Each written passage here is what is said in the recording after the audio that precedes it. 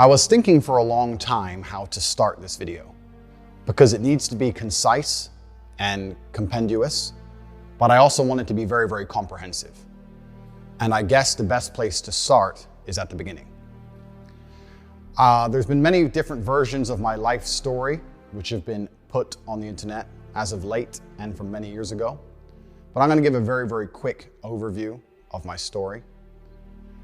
My life has always been difficult. I've certainly had a difficult life. I preach to the people who follow me that as a man, trauma and difficulty is extremely important because it's the building blocks for mental fortitude and physical fortitude. So I'm very, very happy that my life has been difficult because it's impossible to become a capable man or a man of my capability without struggling with facing serious adversities, without trying to overcome often insurmountable odds. I grew up in south side of Chicago. I'm obviously a person of color. I was bullied in school to a degree, and my father always taught me to stick up for myself. I was never allowed to run and cry to authority.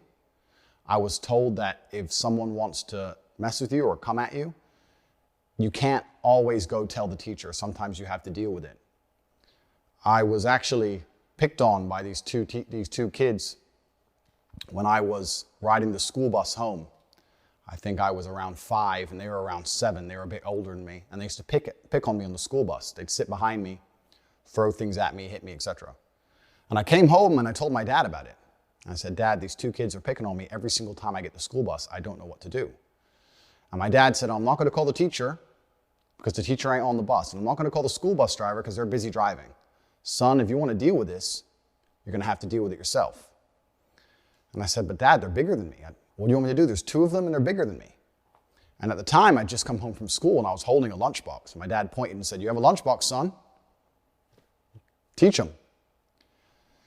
So weeks had passed. It was a few weeks. They kept picking on me, and I felt myself sitting there getting more insecure, and the rage was boiling inside of me. And one day, one of them slapped me in the side of the face from behind. I was sitting on the chair. He slapped me in the face from behind. And instantly, I don't know what it was, but this was the day I had enough, and I turned with my lunchbox and swung it over the back of the school bus chair and caught him and busted his eye clean open. The plastic Batman lunchbox hit him in the eye, and blood started squirting everywhere. All the children started screaming. And as I did this, the bus had just come up to a stop. It was a few stops before my stop, but it had stopped. And as the bus stopped and the screaming happened, I just got up and I ran off the bus and ran home. I've never run so fast or so far in my life. I was full of adrenaline. I just ran. When I got home, I had blood on my clothes, and my dad looked at me. He said, "What happened?" And I said, "That kid," I won't say his name. I said his name at the time. I said, "That kid, he hit me in the face, and I had enough of getting hit in the face." And I was still holding the lunchbox, but it was all smashed up where I'd hit him with it. And my dad kind of smiled a little bit and said, "Don't worry, son. Get in the car." We got in the car and we went to Walmart. We walked up and down the aisle, and he looked and picked up another lunchbox, an exact replica of the same blue Batman lunchbox, gave it to me and said, "I'll buy you as many of these as you need." And that was the last we spoke of it. Funnily enough, I never saw that kid again. I don't know if he changed schools. I don't know what his parents did, but I never saw that child again.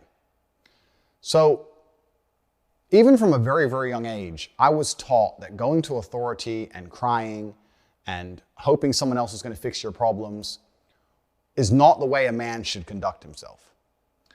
When I left Chicago, I moved to Luton, England, which was multiple times voted the worst town in England. It's a high crime rate. It's a very bad area. My mother and father broke up, so I was in a single mother household. And now I'm a person of color in a single mother household.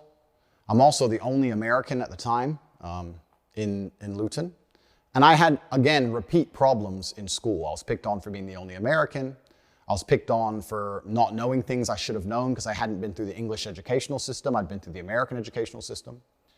And I had trouble in school again, but I stuck up for myself. Unfortunately, nothing got violent at any point. But when people made fun of me, I stood up and said, "Listen, don't make fun of me. I'm from a different place, and I talk